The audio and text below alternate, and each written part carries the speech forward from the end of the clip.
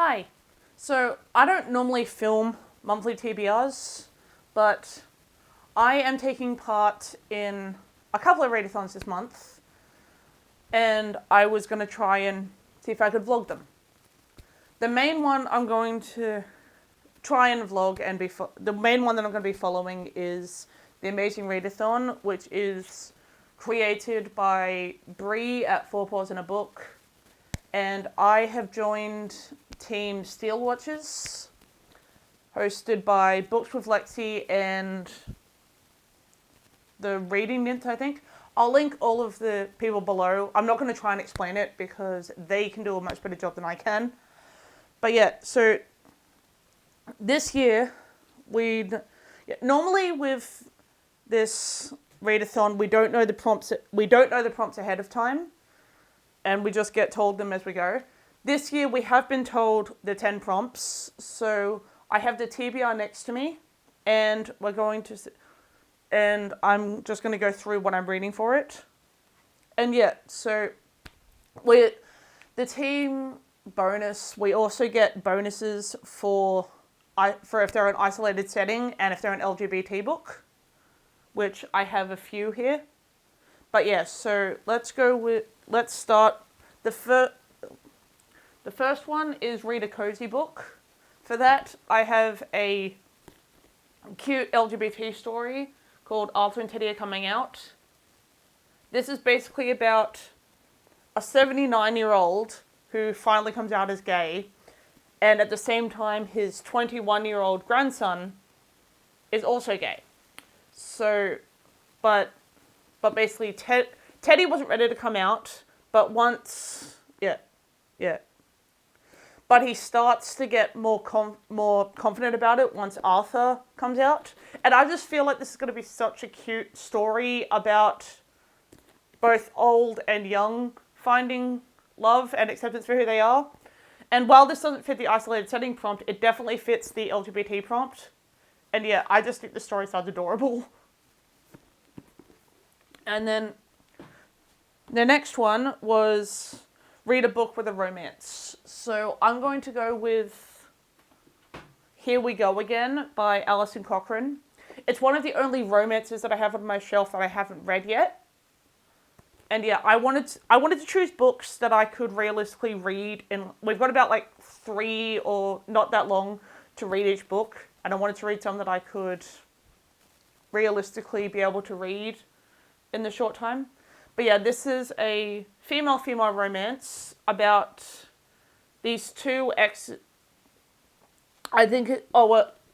they started as friends, and then they turned into a bit of rivals during some incident, and now they've been told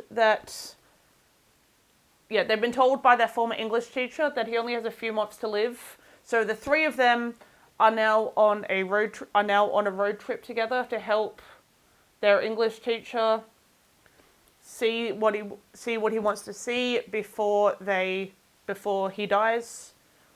And yeah, and romance ensues. So this does hit the LGBT prompt, and I confirmed on my chat that this would also work for the isolated setting because they do spend most of the book in their van on the road trip. So I got confirmation that this does count for both of the bonuses. So yeah, the next one is read a book with a green cover. For that, I've picked Joy in the Morning by P.G. Wodehouse. This just sounds like such a charming novel, and it sounds like one of the most British things I've ever heard. I have heard of Jeeves and Wooster before. Basically, I got this when I was in England last year in a blind date with a book that they had. And yeah, it sounds just like a fun time. And yeah, it's under 300 pages, so again, it'll be a quick read. It doesn't hit either of the bonus prompts, but it's a quick read, and I'm looking forward to reading it. But yeah, essentially, this is a mystery, so it's about I think it's a 79-year-old detective And yeah,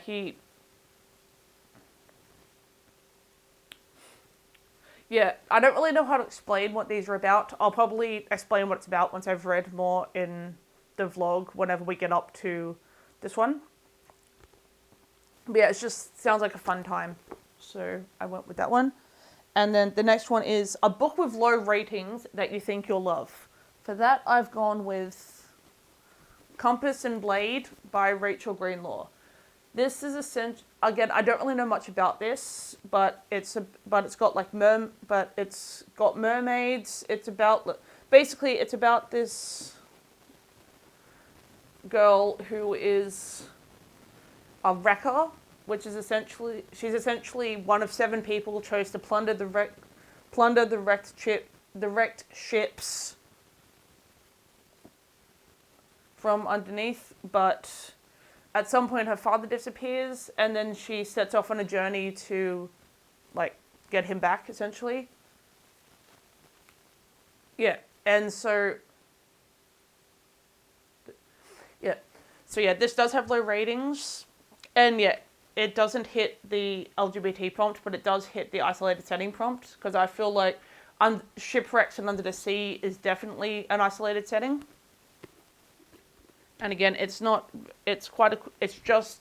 400 pages, so I feel like while this one might take me longer than the rest of them, I feel like I can still realistically read this in the allotted time. And then the next one is Set in a Large City. For that one, I have Bury Your Gaze by Chuck Tingle. Now, I won't be talking my thoughts about this one in the Amazing Readathon vlog, because this is for my library challenge for June. So you'll see my proper thoughts about this book then. So yeah. I don't know if I need to say what this is about, because this is everywhere on BookTube and on the book internet. But yeah, this definitely hits the LGBT prompt. It doesn't hit the isolated setting prompt, because Hollywood is definitely not an isolated setting. But yeah, I wanted to know what the hype was about with this one, and yeah, it just sounds really cute. And as someone who studied film, I'm always interested to see how filmmakers are shown in fiction. But so this one won't be for the Amazing Readathon vlog, but you will see my thoughts about it, but not until August, when the next part for that one comes out. Then the next one is a violent word in the title. For that, I have thrown on one of my book club reads for the month, and that is The Water Knife. Because I feel like knife is definitely a violent word. But yeah, I'm reading this for the Libranauts book club. Again, I will link that down below if you want to join. And yeah, it doesn't really... There's not really much of a blurb on this, but I know that it's a dystopian about these people who are... I think they're called the Water Knives. Yeah, I think they're called the Water Knives, and they go on this hunt for water. Again, because there's no blurb, I'm not going to be able to tell you completely what it's about until I read it. While this doesn't hit the LGBT prompt, it may hit the isolated setting prompt, because it's a dystopian version of Vegas, and depending on how they approach that, depending on how the dystopian world works in that one, I will be able to... Yeah, I won't know if I can tick this off until I read it. But yeah, this is going on the list. And then the next one is a celestial or godly word in the title. And for that, I have Divine Rivals by Rebecca Ross. I was doing a buddy read of this book anyway. And I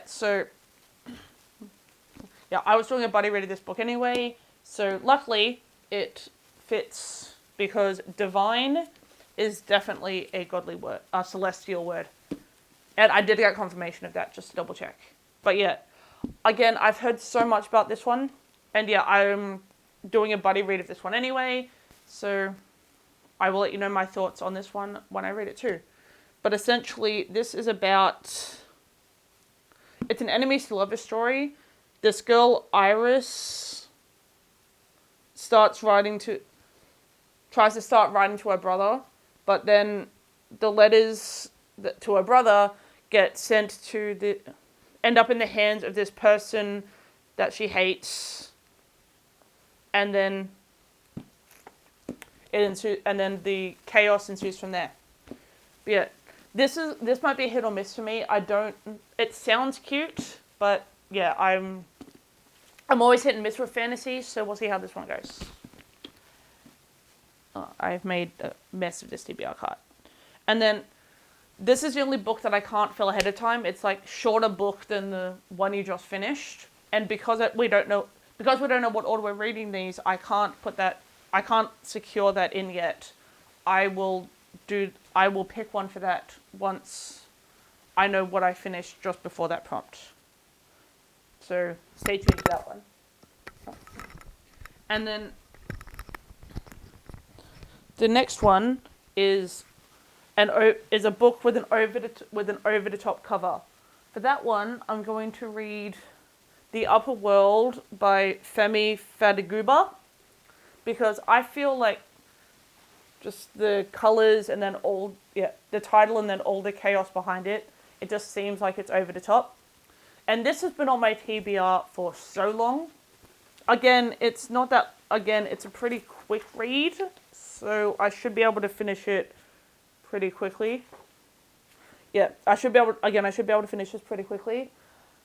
It doesn't fit the LGBT prompt. And again, I'm not sure if it fits the isolated setting prompt, because it takes place in London.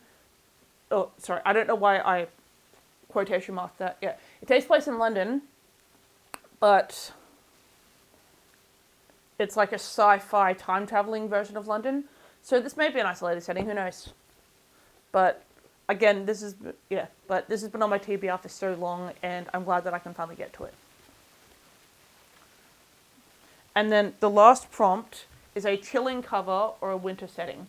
And for that, I am going to do Echoes Between Us by Katie McGarry, because like the colours on it and the girl's face just there, I feel like this is definitely a chilling cover. But I love the colours on it too. And yeah, this is essentially about this girl can see ghosts, or more specifically her mother's ghost, and then she meets this boy Sawyer, and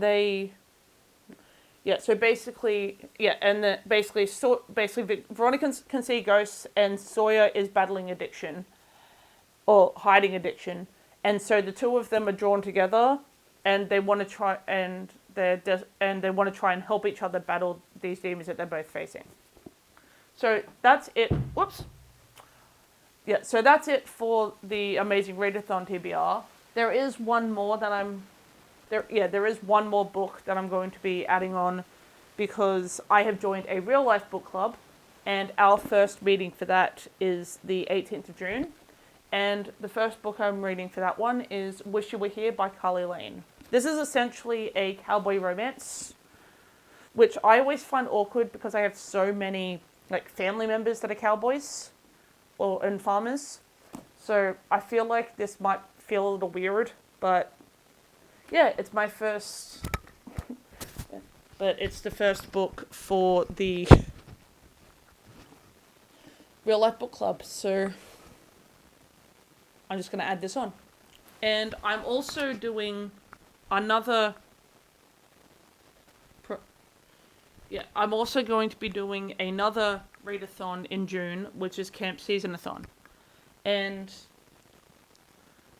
I will just quickly talk about what I'm reading for that one too. A lot of these I have combined with the books that I just showed you, so I'm not going to be doubling up. And we don't have to do all the prompts, so I'll probably just do the ones that fill books I'm already reading. So yeah, the first one, the only one that I am adding on is the group book for this readathon, which is The Saviour's Champion by Jenna Morrissey, I think it is.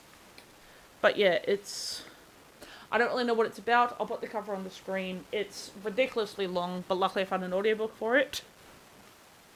So I will keep you updated about that one. And then the next one that I can fill using books I've already shown you is for the theatre, which is a book that has parts or acts. And that is Divine Rivals by Rebecca Ross. Yeah, I'm not really going to go back into what these are about because I've already talked about them. And I feel like that would just make this video drag.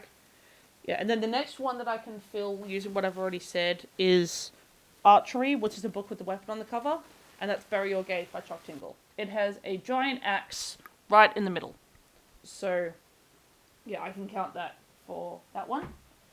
And then the next one that I can fill is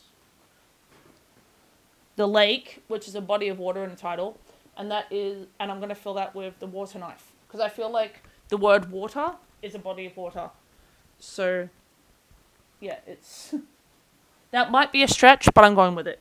And then the next one that I can fill is Tennis, which is Read a Romance. Obviously, I can do Here We Go Again by Alison Cochrane. And then there's one on here that's just mood read, so I'll probably just fill it with whatever one of these don't fit for a different one. Art Studio is a book with a beautiful cover. And for that, I'm going to go with Compass and Blade. Because there's something about the colours on this that I kind of like. Just the combination of the colours. But yeah, I'm going to go with this one for that one. And then the next one that I can fill is Weaving, which is Read a Mystery. Where did that... Oh, there we go. For that, I'm going to go with the P.G. Wodehouse book. And then the next one that I can easily fill is Music, which is listen to an audiobook. A couple of these that are... Yeah, Echoes Between Us has an audiobook, or I'll probably just find another... Or I might just find another audiobook to throw in. I will keep you updated on that one. The next one that I can fill that might be a stretch is Hands on the Cover. For that one, I'm going to go with Arthur and Teddy Are Coming Out, because Teddy's hand is clearly on the cover, and Arthur's are in his pocket, so it's not as obvious. But yeah, I'm going to go with Arthur and Teddy Are Coming Out by Ryan Love. And then the last one, and then the last prompt that I can actually, the last prompt on our list that I can actually fill is a book with trees on the cover, which is for the forest. And that is my book club read, Wish You Were Here by Carly Lane. Yeah, so anyway, this has been my TBR. And I will catch you guys in a couple of days when June starts. Bye!